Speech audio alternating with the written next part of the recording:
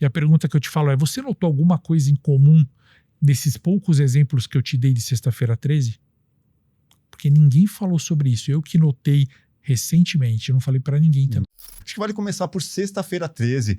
Por que a Sexta-feira 13 tem esse peso e esse impacto? Cara, é engraçado isso, né? Porque muitas coisas na história ocorreram, coisas negativas, na Sexta-feira 13. A origem mesmo, a origem verdadeira histórica da Sexta-feira 13, ela remonta à época dos Templários. Os Templários, eles estavam com muito tesouro. O que eram os Templários? Eram cavaleiros montados pela Igreja Católica para proteger quem caminhava, os romeiros que caminhavam ali na Terra Santa. Eram soldados que protegiam tesouros e pessoas. Uhum. E eles ganharam muito poder, tanto político quanto econômico. E o rei ficou com medo, ficou ameaçado. O próprio rei que era líder deles.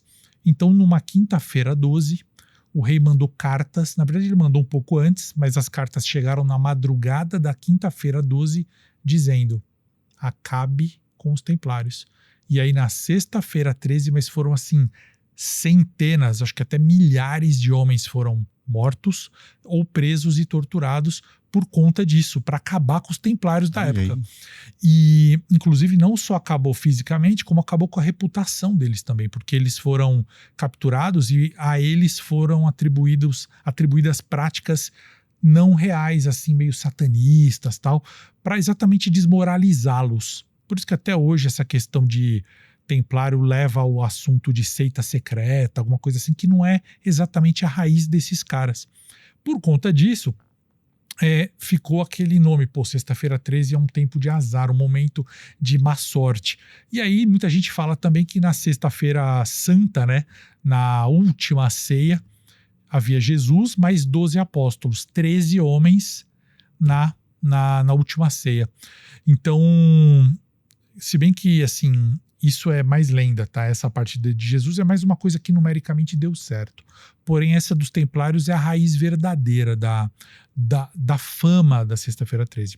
Aí, ao longo da história, muitas coisas ruins ocorreram na Sexta-feira 13. Pior que eu fiz uma lista com coisas boas e ruins, e muita coisa boa aconteceu também. Uhum. Só que ninguém quer saber das boas. A gente só quer saber a boa não dá audiência. Uma mais recente, até que eu vou até falar, porque coincidentemente o que eu vou falar agora para você me traz um assunto que eu tratei essa semana mesmo. Teve recentemente, assim, o mais recente foi numa Sexta-feira 13 em que teve o naufrágio do Costa Concórdia na Itália. Você deve se lembrar, Sim. Aquele barco que tombou e 33 pessoas morreram ali. E foi numa Sexta-feira 13.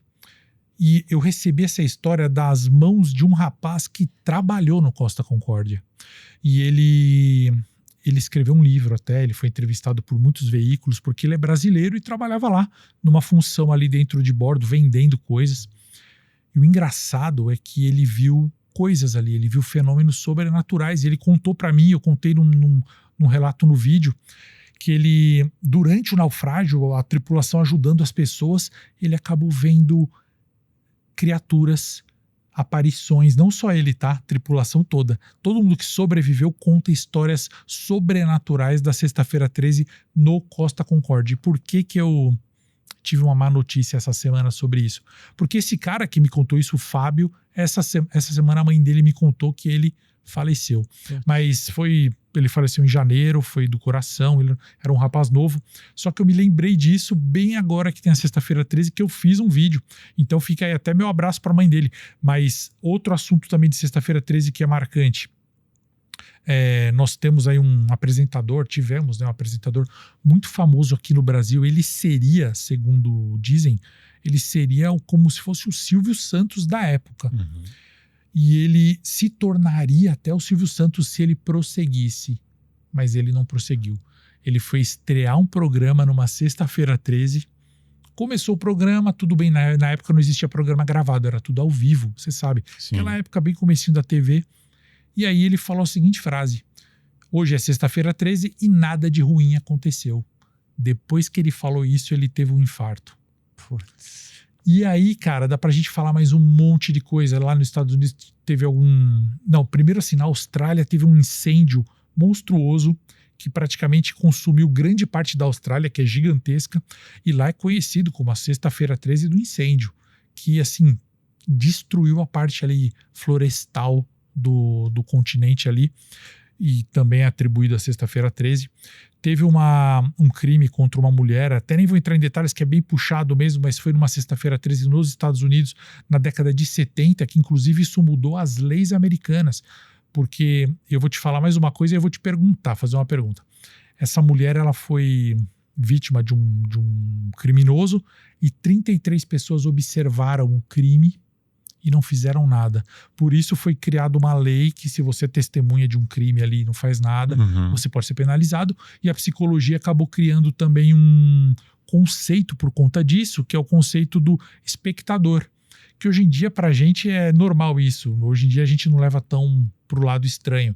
Mas vocês devem saber bem, a gente sabe, o público sabe, que existe um lance meio voyeur de você estar presenciando algo e não agir sobre aquilo, apenas gravar, filmar. O ser humano tem isso, né? E hoje em dia, ainda mais com o celular na mão. Pois é, briga em trânsito e tal. E a pergunta que eu te falo é, você notou alguma coisa em comum nesses poucos exemplos que eu te dei de Sexta-feira 13? Porque ninguém falou sobre isso. Eu que notei recentemente, eu não falei pra ninguém também. Não. O número 33. No Costa Concórdia, 33 pessoas morreram. 33 testemunhas viram a mulher ser. Se eu não me engano, a idade do apresentador pode ser essa. Eu preciso me confirmar aqui, desculpem se eu estiver falando errado. E também tem o lance de Jesus, né? Que tinha 33 anos quando morreu. Então, assim, é mais uma coincidência aí de Sexta-feira 13, né? Vamos ver. E você é cético, né? Pior que, não totalmente, viu? Muitas pessoas dizem, pô, você é totalmente cético. Não, eu gosto muito de ter provas das coisas, indícios, não gosto de embarcar na loucura com todo mundo. Às vezes é gostoso, tá? Você fala, poxa, olha ali, aquela luz é um alienígena.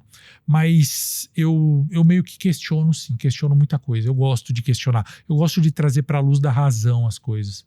E você não é religioso, né? Você é ex-espírita, é isso?